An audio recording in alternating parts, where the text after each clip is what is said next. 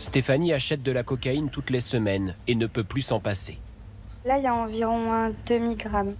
Cette mère de famille accepte de témoigner pour montrer que cette drogue n'est plus celle du show business, mais de monsieur et madame tout le monde. Stéphanie est aide-soignante et dépense toujours plus à cause de son addiction. Ça peut aller de 200 € par mois. J'ai déjà été dans des périodes où je suis montée à 600. Et vous avez des revenus de combien à peu près? Alors environ 1900 net. Je savais que c'était très addictif, mais je pensais pas à ce point-là. La cocaïne, Stéphanie l'a découverte lors de fêtes avec son ex-compagnon. Elle en prend maintenant seule chez elle, en pleine journée, dans son petit village, parfois au travail, à l'hôpital. Ça stimule, ça réveille, ça coupe la faim aussi. Ça m'aide à tenir la nuit, quoi. Et au travail, comment vous avez fait? Aux toilettes. Et vous n'avez pas eu peur de ne plus être dans votre état normal? D'un côté, voilà, j'étais un petit peu reboostée pour finir ma nuit. Et de l'autre, je culpabilisais quand même. Le nombre de consommateurs de cocaïne explose en France. 1 100 000 en 2023 selon les derniers chiffres, 2 fois plus qu'en 2017. Une prolifération inédite, portée d'abord par une hausse de la production dans le monde et un changement des méthodes de distribution. Désormais, la drogue est aussi livrée à domicile. Pour s'en procurer, ce trentenaire parisien qui travaille dans la vente n'a qu'à sortir son téléphone. Il a plusieurs numéros de trafiquants. Je file l'adresse, je vais y répondre déjà. Et il me dit d'ici 20 à 25 minutes, c'est aussi simple que ça. Si je vais acheter des clopes, il faut que je sorte de chez moi par exemple. Là, j'ai même pas besoin de sortir de chez moi. Après 22 minutes précisément, un jeune homme se présente sur le palier. C'est le livreur, envoyé par le vendeur qui répondait au téléphone. Il porte encore son casque de moto. Quelques secondes de transaction. Benjamin achète de plus en plus de cocaïne, jusqu'à 10 grammes par mois. Et donc voilà ce que tu as pour 60 € à Paris. Et ça, c'est 1 gramme? Oui, exactement, c'est ça. Et ça va vous faire combien de temps? La soirée? Le prix moyen n'a jamais été aussi bas en France. Dès qu'il ressent l'envie, Benjamin sait qu'il n'aura pas à attendre longtemps. C'est des facteurs qui font que c'est plus facile de consommer et que du coup, tu peux consommer plus. Ouais. En nous faisant nous aussi passer pour un client, nous avons pris conscience de l'ampleur tentaculaire du marché de la cocaïne. Sur ce réseau social accessible à tous, les trafiquants ne se cachent pas, ils sont près d'une centaine. Avec des termes empruntés à la grande distribution et des vidéos telles des publicités. Quelle que soit la ville que nous indiquons, T'es de quel secteur, toi? Tu veux quoi? Nîmes, Wesh, ça marche. Coq? il est possible d'être livré à Angoulême, Pornic ou Reims.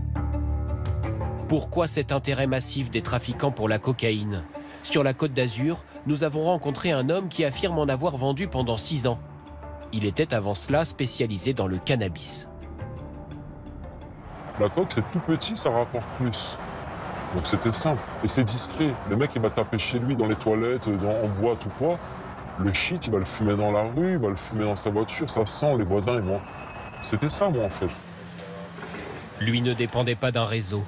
Il se rendait disponible 24 heures sur 24 pour garder sa clientèle face à la concurrence. Je travaillais à mon compte. Ça veut dire, j'ai un contact, il me donnait mon paquet, je récupérais mon paquet, soit il me le faisait livrer, soit j'allais le chercher. Et je faisais, du vrac. Comme quand tu vas au supermarché, les clients, il avait 60 €, il avait 100 €, il avait 80 €, il avait 150 €. Je calculais avec ma calculette et j'ai coupé au fur et à mesure ce qu'il avait besoin. Mais ça pouvait me rapporter entre 6 000 et jusqu'à 15 000 € net par mois. De bénéfices nets, je parle. Voilà. Dans son casier judiciaire, une vingtaine de condamnations en tout genre. Il porte un bracelet électronique pour des violences. Mais pas d'arrestation pour la cocaïne. Il dit avoir tout arrêté l'an passé. La vente est passible de 10 ans de prison. La consommation, 1 an de prison. Moi, j'ai niqué la vie à plein de gens. J'ai fait couler des gens, des couples. J'aurais tout pris, hein, tout leur argent.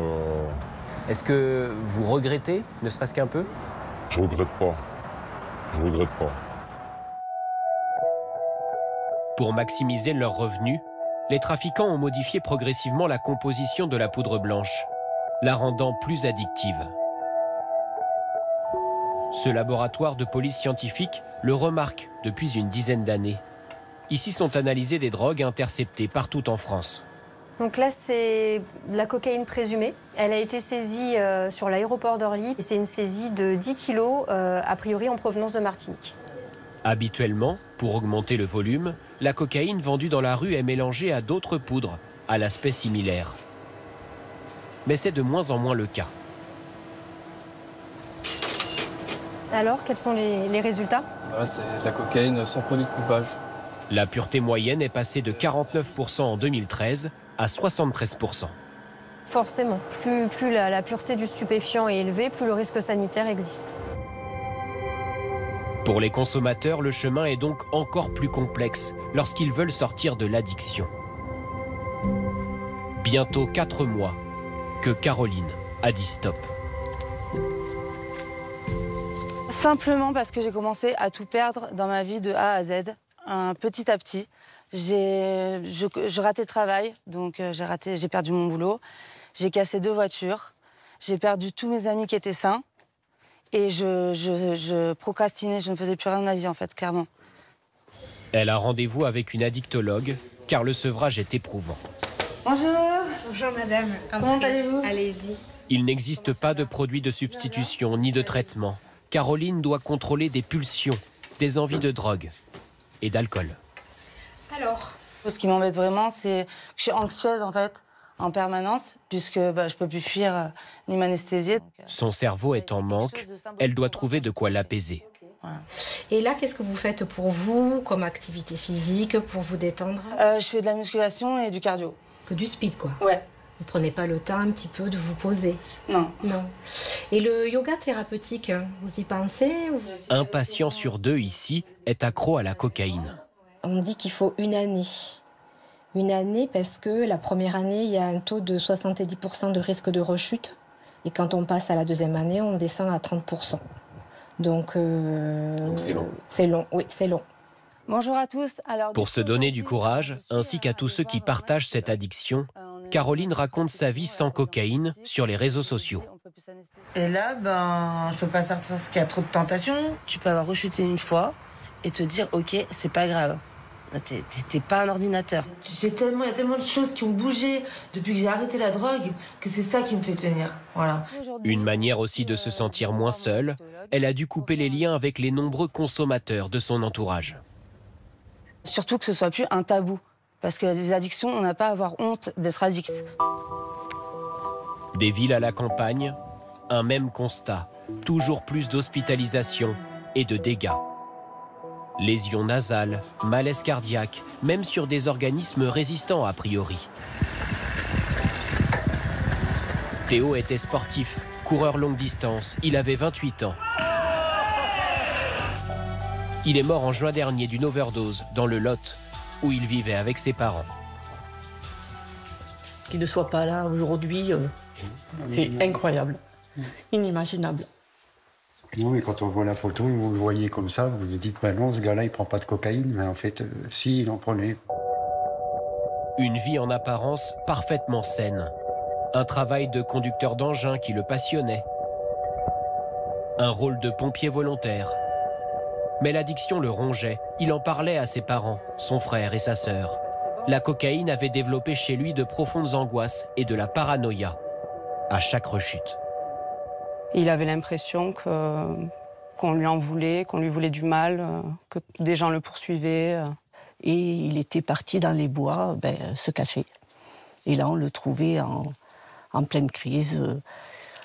Il avait du mal à respirer, il regardait partout, les yeux grands ouverts, et puis il était très mal.